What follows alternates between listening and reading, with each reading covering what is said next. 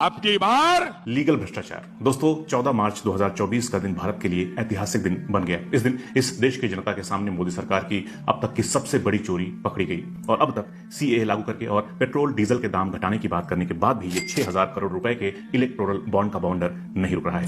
Electoral Bond Commission has released electoral bonds details as the Election Commission has published the electoral bond data. आइए समझ लेते हैं कि क्या है इलेक्टोरल बॉन्ड की कहानी, किस कंपनी से बीजेपी ने कितना चंदा खाया और उसके बदले में क्या दिया उस कंपनी को, बाकी पार्टियों को कितना चंदा मिला है और क्यों अब बीजेपी पूरी तरह से बैकफुट पर जा चुकी है, क्योंकि इस खुलासे के बाद बीजेपी की साफ सुथरी सरकार वाली छवि पूरी तरह से ध्वस्त हो चुकी है। चंदा भ्रष्टाचार का ये ऐतिहासिक दाग बीजेपी पर लग चुका है। दोस्तों 15 फरवरी 2024 का दिन था जब सुप्रीम कोर्ट ने मोदी सरकार के होश उड़ा दिए थे। दरअसल साल 2017 में मोदी सरकार ने इलेक्टोरल बॉन्ड को इंट्रोड्यूस किया था। इसके जरिए कोई भी पॉलिटिकल पार्टी को पैसा दे सकता था और उसका नाम सामने नहीं आता। सीधे सीधे शब्दों में कहें तो इस बॉन्ड के थ्रू करप्शन को एक तरह से लीगलाइज कर दिया गया था। इसे इतना सीक्रेट बनाया गया था कि किसी के लिए भी इसके बारे में जानना बिल्कुल असंभव था। हम सब जानते हैं कि किसी कंपनी को अगर कोई काम चाहिए हो तो वो सरकार के पास जाती है, सरकार की इजाजत के बिना वो काम नहीं हो सकता। लेकिन हमारे देश में कई नेताओं पर किसी को टेंडर देने के नाम पर तो किसी का प्रोजेक्ट अप्रूव कराने के नाम पर भ्रष्टाचार का आरोप लगता रहा है, ये करप्शन होता रहा है। लेकिन पहली बार ऐसा हुआ कि किसी नेता ने नहीं बल्कि पॉलिटिकल पार्टी ने सेंट्रलाइज्ड तरीके से पैसे खाए कि भैया किसी नेता को मत दो, पार्टी को ही दे दो, फिर सरकार काम दिला देगी। अब बाकी पार्टियों को भी पैसे मिले हैं, लेकिन जो पार्टी पावर में थी उसे इसका सबसे ज्यादा फायदा मिला है, क्योंकि उसने अपने पावर का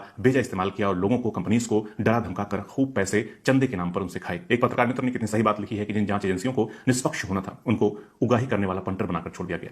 ईडी सीबीआई को लगा देते थे ताकि पार्टी फंड में